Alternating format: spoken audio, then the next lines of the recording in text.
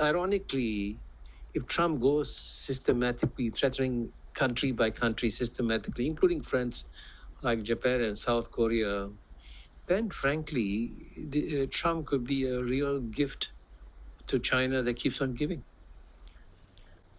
But in terms of China, so nobody contests the fact that China has deepened economic symbiosis with vast parts of the global South. But is it doing the prudent thing in South China Sea, for example? We see Philippines, China friction, sometimes Vietnam, China friction. And of course, we have the Taiwan, Korea, Japan situation vis-a-vis China as well.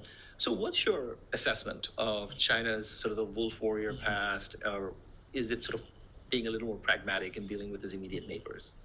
Well, I mean, the key point I always emphasize about when you deal with great powers, always remember that the phrase benevolent great power is an oxymoron. No great power is benevolent. I mean, United States was in some ways benevolent after World War II and so on and so forth with the Marshall Plan and all that. But as you can see, in the long run, every great power will put its interests first and sacrifice others. As you know, the Europeans are terrified of being abandoned in Ukraine now. So, in the same way, China is also not a benevolent great power. It has to put its own interests first. And there's no question that as China becomes more and more powerful, it is going to become more and more assertive. I mean, if I give a simple analogy, if you and I having this conversation for an hour, we started off by having a cat in the room sitting in the corner. You and I be talking very comfortably. What's a lovely cat? You can look at it. But after an hour, suddenly the cat becomes a tiger. I think you and I would sit here very uncomfortably looking at the tiger. So China, to put it simply, I mean, mathematically, this is true, has gone from being a cat to becoming a tiger, right? Look at how much the economy has exploded. And so you can no longer assume that the China that behaved like a cat is going to continue behaving like a cat when it becomes a tiger. That's so unrealistic. It's going to become more assertive. But at the same time, there's a huge difference between two English words. One is assertive and the other is aggressive. So China can become more assertive without necessarily becoming aggressive. Now, you mentioned the South China Sea. Just go and read Graham Allison's book, Destined for War on US China Relations, where he says Americans keep wishing, why can't China be like us? He said Americans should stop wishing that China be like us because China today in the 2020s is where United States was in the 1890s. And the president then, by the way, was McKinley, Yes. whom Trump reveres. What did he do? Once you got the muscles, you declare war on Spain.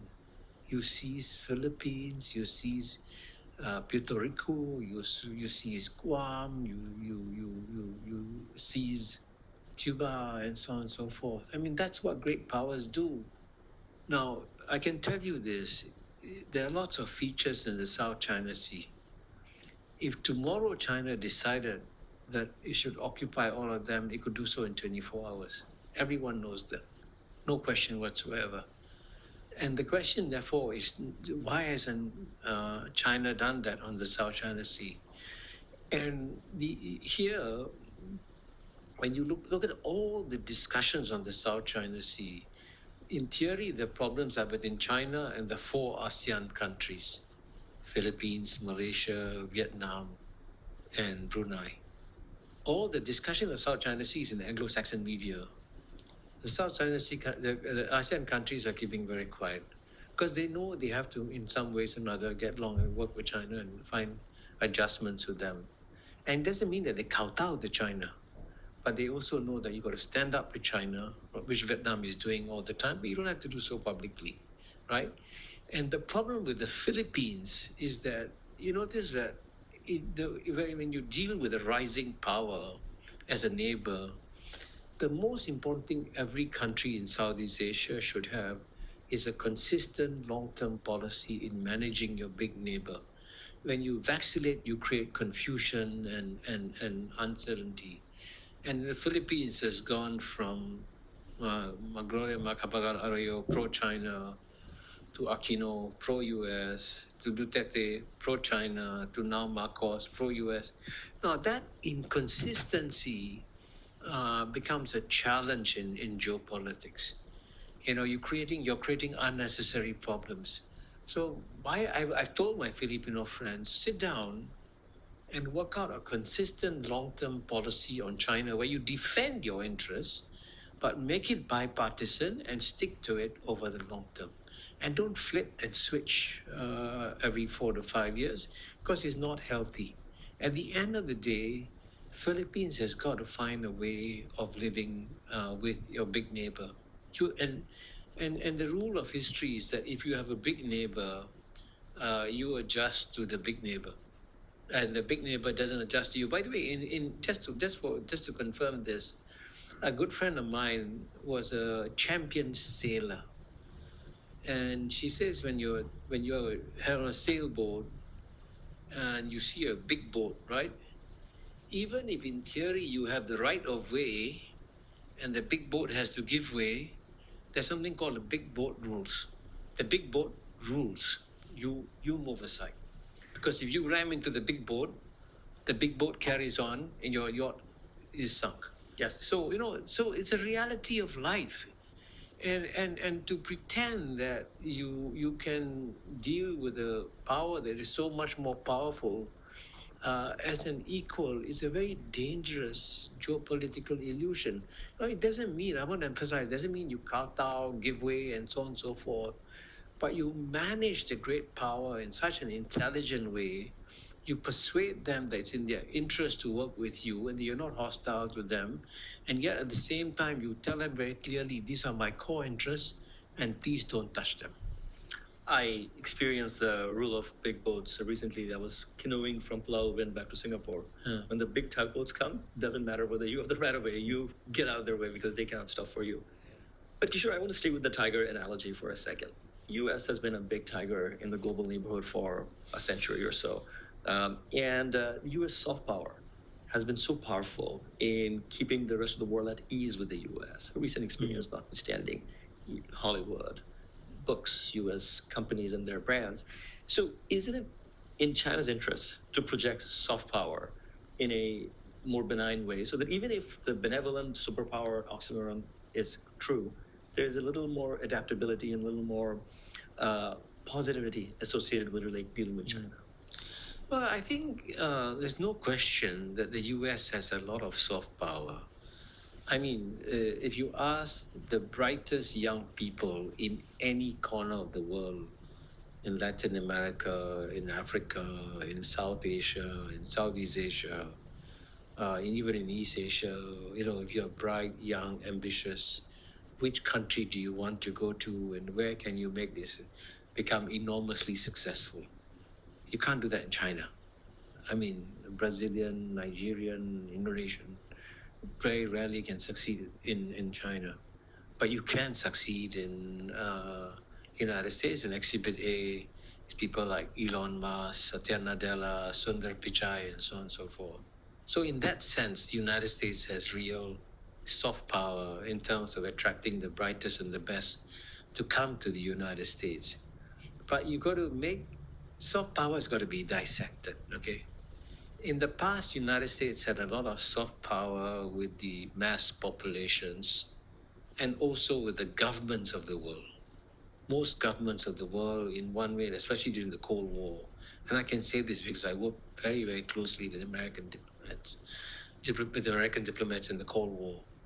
Government-to-government relations were also very close. You could trust the United States, and the United States will always try to listen to you and deal with you and understand your concerns and all that. And the height of that I saw when Mr. Lee Kuan Yew went to United States in 1985 and gave a speech at the joint session of U.S. Congress saying, "Thank you, United States, for creating a rules-based order whereby you guarantee us that small states can grow and thrive and do well," right? So they had soft power with individuals and soft power with governments. And I would say the soft power with individuals still remains. People still believe still dream of going to the United States to live and work in. But I would say the soft power with governments is at an all-time low. Because especially, and this is where Donald Trump is going to do the biggest amount of damage, because Donald Trump's message to every country is, I don't care what you've done for me in the past. That's irrelevant to me. What have you done for me lately? And also, in a more fundamental way, the rules that Mr. Lee Kuan Yew praised United States for creating, one of the rules is you respect the territorial integrity of sovereign states. Trump is overthrowing. He's telling Panama, your canal belongs to me. He's telling Denmark, Greenland belongs to me. Now, I can tell you that every government around the world is asking, what happens if Trump comes and says, I want a slice of this from you? How are you going to tell him no, right? And he's doing this to not to erstwhile adversaries of the United States. I mean, if he was doing this to North Korea or Iran, you can understand this. He's doing, I mean, I can't think of two countries that revere the United States as much as the Canadian and Danish governments would have been the two governments that would have revered the United States. Now, United States basically is saying, excuse me, you bend to my will, right? And just imagine if China did the same thing with the Philippines, there would be this huge uproar in the Anglo-Saxon media. But the US is doing it. So finally, Kishore, maybe we move away from China and come back to our little island of Singapore. Singapore's role in this world where China-US relationships sometimes evolve, sometimes deal-making, but it is a challenging one. Singapore wants to be open to everyone. And it is conceivable, not guaranteed, but conceivable that at some point Donald Trump makes it difficult for Singapore to keep its open relationship with China and others. What is Singapore's strategy in situations like this? Well, I think Singapore's strength is the exact opposite of the Philippines. It's very consistent over the long term. It doesn't switch. So Prime Minister after Prime Minister after Prime Minister has said, we want to be good friends with the United States and we want to be good friends with China. Now, it wasn't a problem when the United States and China were getting along. But the first leader in the world to come out openly to say that we will not take sides between the United States and China was the then Prime Minister, Mr. Lee Hsien Loong, who said it at the Shangri-La Dialogue and who followed up with an article in the magazine Foreign Affairs saying Singapore will be friends with the US and Singapore will be friends with China. But at the same time, you see, Singaporeans are realistic enough to know that it will not be easy, that things will get more difficult, especially with a leader like Donald Trump, who doesn't care what you did for him many years ago.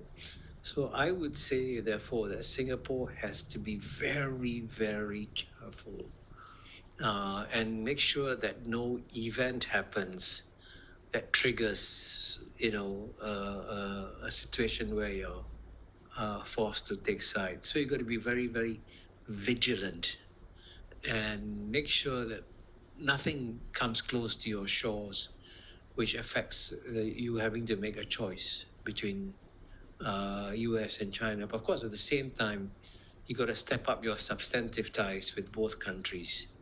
And here I must say that the good news is that the United States doesn't have a trade deficit with Singapore. Seen that being flagged in the media, yeah. It has a trade surplus with Singapore. And fortunately for us, Donald Trump knows a little bit about Singapore and admires Singapore, because when somebody asked him, why did you bring Kim Jong-un to Singapore to meet him? And his answer was, I wanted Kim Jong-un to see a successful country like Singapore so that he could model North Korea on Singapore. And that, frankly, is worth something. The fact that Donald Trump respects and admires Singapore, but in the event of something coming up, don't count on loyalty from Donald Trump. He doesn't know what the word loyalty means at all. Well, on that very realistic, sober note, Kishore Mahbubani, thank you so much for your time and insights. My pleasure. It's great to have you, and